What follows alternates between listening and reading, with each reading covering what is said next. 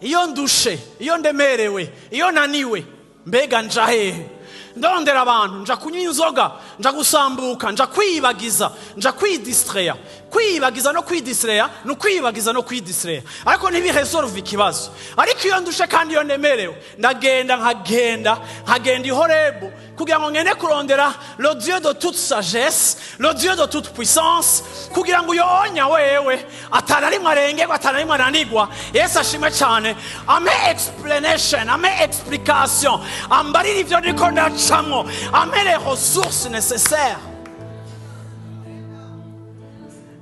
Eliya ashitse hajya ahantu, Imana irazira mubaza agiye mu masengesho ngo ushaka iki? Iyi ni question ugomba kubaza umuntu wese kugira ngo umenye ico yiteze. Ushaka iki? Deux fois Imana irabaza Eliya, irizi ubwayo ntirungitse umumarayika, ushaka iki? Qu'est-ce que tu veux? Iyo ninjiye mu masengesho, iyo ngiye kurondera Imana, ico nkeneye ku Mana kigomba kuba kiri clair, kigomba kuba kizwi. Singenda mu masengesho nk'umuntu agiye gutembera atagira gahunda. Ariko iyo ngiye mu masengesho ngenda biri précis, nkeneye Imana, nkeneye kuyirondera, nkeneye iki, ndagushaka kwiki. Eliya deux fois arishura Imana avuga ati, Mana, aba bantu iyi famille ya Ahabu bakoze ibara, bica abaprofete bose, abantu b'Imana kandi bawe ari ubwoko bwawe, bari baravuye mu isezerano bagenda gusenga ibigirwamana. Je nahagurutse nk'umukozi wawe kugira ngo nshire ibintu mu rutonde, none n'abamana bagira banyice, bagira bankubite inkota nk'uko bagize abandi bose. Imana irasubira zemaza ngo ushaka iki? Arasubira kandi avuga bya bindi. Yesu ashimwe cyane. Yesu ashimwe cyane.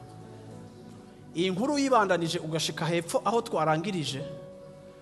Imana mu kuganira na Eliya, Imana igira ifashe Eliya gutahura yuko afise ama information atariyo. Kuko murabizi bantu b'Imana, Satani n'umwami wa ruse, ni se w'ibinyoma. Hari ibintu usanga wemera mu buzima bwawe ariko bikaba ari ibinyoma Imana yagiye yenstara mu buzima bw'iwawe. Ugasanga rero iyo tuji Horebu, Imana iduha ama information ari correct, vuga uti correct. Eliya mu kuganiriza Imana yavuga ko abaprofete bose babishe asigaye wenyene. Ariko plus tard Imana iza kumuha information. Iramubwira ngo naribikiye abantu ibihumbi 7 batigeze biyanduza. Igihe Eliya yibaza ko il est seul à faire l'œuvre de Dieu. Igihe Eliya yibaza yuko Imana yamwabandonye. Igihe Eliya yibaza yuko abandi bose babamaze ari we wenyene mu rescapé. Imana irajira contre karico kinyoma, iramubwira ati d'abord mauvaise information, uri sous-informé. Wewe wibaza ko bose babishe, ariko ndakubwiye ngo ndafise ibihumbi 7 batigeze biyanduza kandi bahagararanye nanje. Ni gihe gusa uzoshika muri présence y'Imana uzoronka information ziri correct.